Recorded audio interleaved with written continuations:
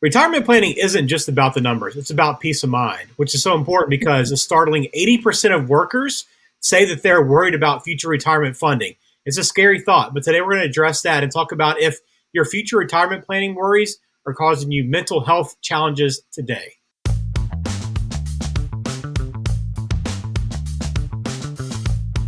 Welcome into Retirement Reality. I'm Ben George with Mike Coynan of Principal Preservation Services.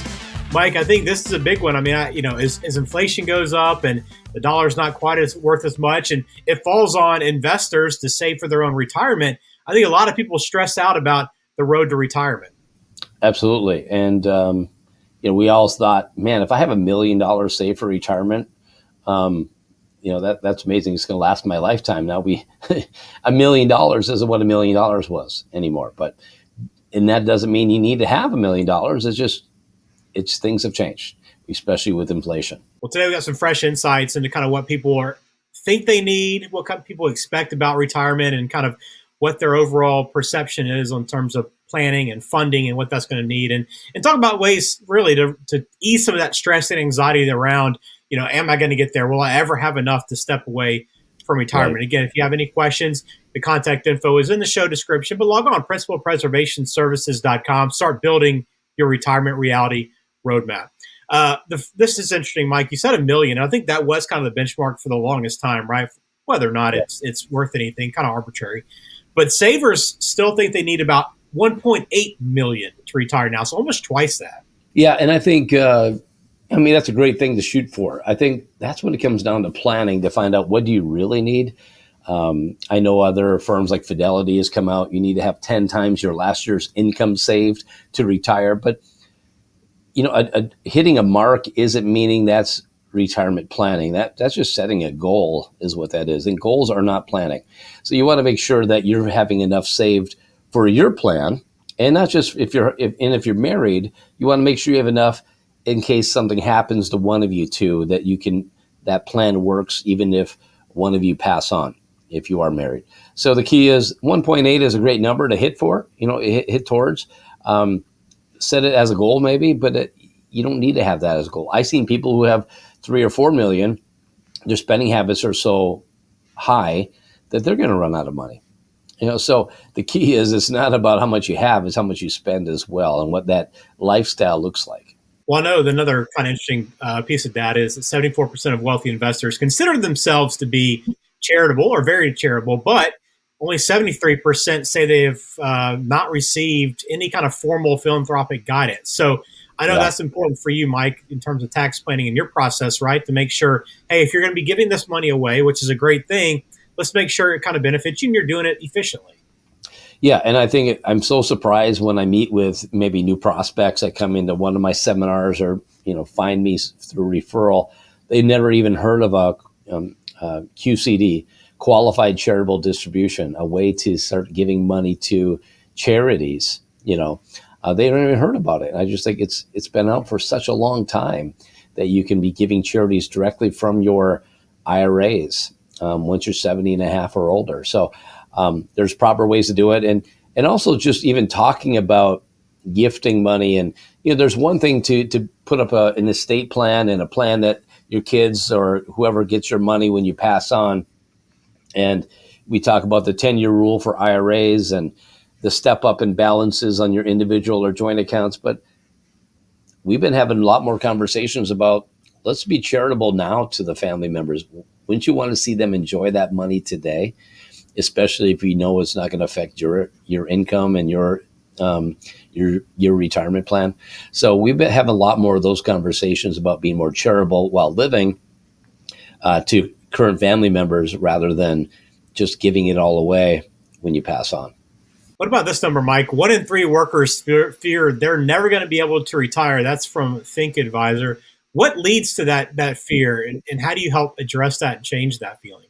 Yeah, and I think that I see the fear is there, and I don't know if the reality is there. I think the reality is people can retire. The problem is they haven't done planning. And most advisors that they're working with, they don't do planning. They just sell investments. So if you have a 401k plan or employer sponsor plan, yeah, you have investments. And then you go work with, a broker dealer advisor, and they're not doing any planning. They're not looking at income. They're not talking about RMDs. They're not talking about Social Security, looking at tax brackets. No wonder why people are fearful. They don't know what that looks like. I had a lot of people come in and they're like, how do I know? How am I going to live? I have all my money, my IRAs, and Social Security is not going to be all I need. What do? I go, we issue you distributions. We'll withhold the taxes from you. But we're showing you this is how much you can take out every month, and you're not going to run out of money. This is what we show them. The fact is, lack of planning is causing that fear. Well, it's interesting you mentioned those retirement accounts. The average 401k contribution by employees in 2023, 7.4%. That's from Vanguard. That seems incredibly low to me. Is that enough? Is that on track? Is that kind of what you see? Give me some context for that. Yeah, I think that's low as well. I mean, that's barely above what you're funding your Social Security at 6.2%, right? So you should be getting that to a maximum. I mean, that's almost as low as where you start at. Most employers these days, I'm seeing about a 5% match, which means if you contribute 5, they'll give you 5. But if you only contribute 3, you only get 3, right? So that just means with that average, 7.4 is barely above 5. You should be getting, every time you get a raise, you should be increasing your 401k contributions. And every time, I mean, if you've been at a job, even if you switch jobs, you should be able to increase those contributions to the maximum, which if you're over 50, at over $30,000 of contributions for this year, 2024. So I think it's really low. And I think the problem is people are setting that 5% or 6%, and there's a way to adjust it every time you get a raise, or you to do it based off a percentage of your income. So as you get raises, it can keep increasing as well.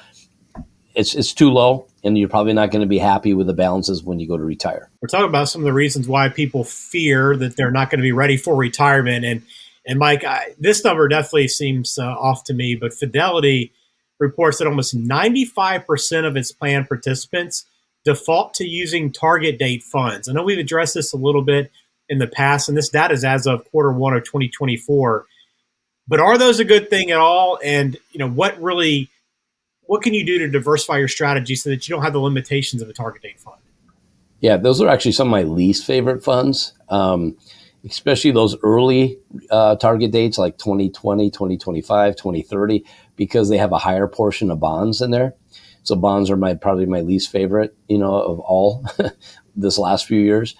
I'm surprised that here you're working, you have an employee of a company and the HR is actually recommending people they should invest that way.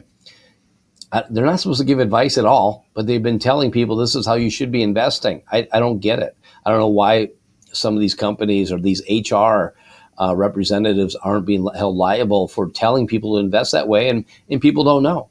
They just don't know.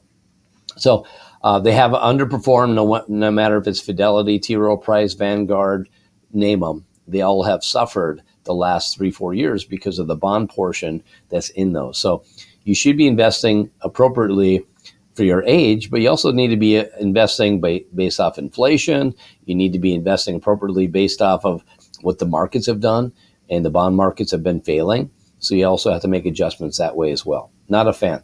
All right, here's one that I think is interesting. 93.5% of plans offer a Roth 401k option. That's from Fidelity. That's a pretty good thing. I didn't know that it was that high, Mike. Are you seeing people take advantage of that? And how do you determine if the Roth is your best option within the 401k?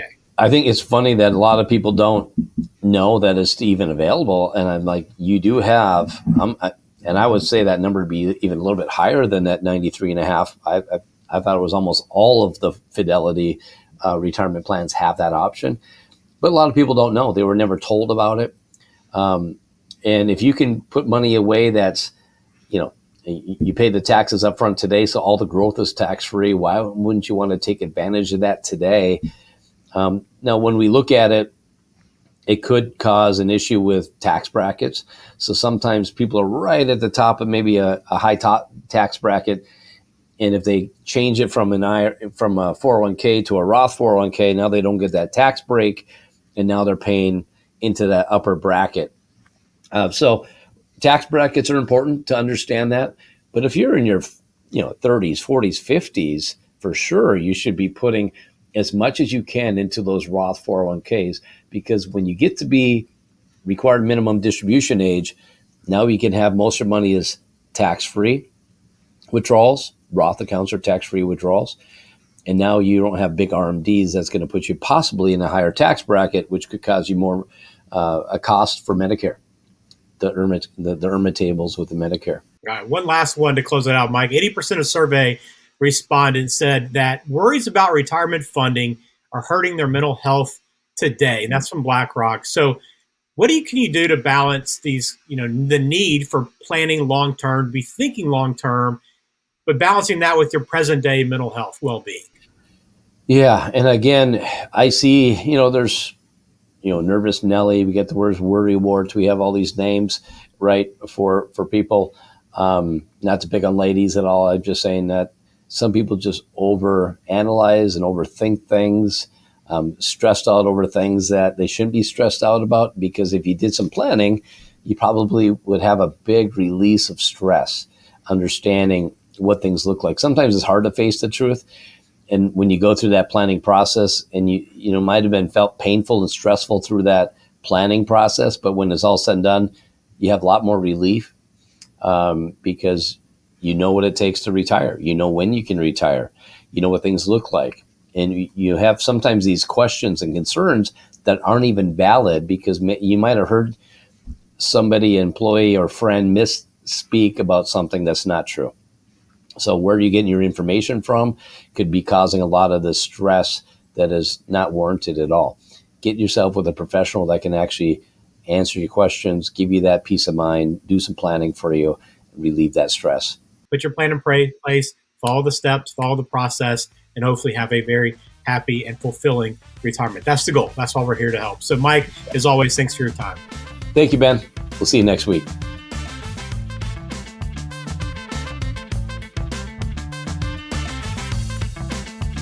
Investment advisory services offered through Alpha Star Capital Management, LLC, an SEC-registered investment advisor. SEC registration does not constitute an endorsement of the firm by the Commission, nor does it indicate that the advisor has attained a particular level of skill or ability. Alpha Star, Principal Preservation Services, LLC, and Principal Wealth Services, LLC are separate and independent entities. Insurance products are offered through Principal Preservation Services, LLC, a Minnesota and Wisconsin insurance agency. Investment advice is offered through Principal Wealth Services, LLC. Any comments regarding safe and secure investments and guaranteed income streams refer only to fixed insurance products offered by Principal Preservation Services, LLC. They do not refer in any way to securities or investment advisory products. Fixed insurance and annuity product guarantees are subject to the claims paying ability of the issuing company and are not offered or guaranteed by Alpha Star.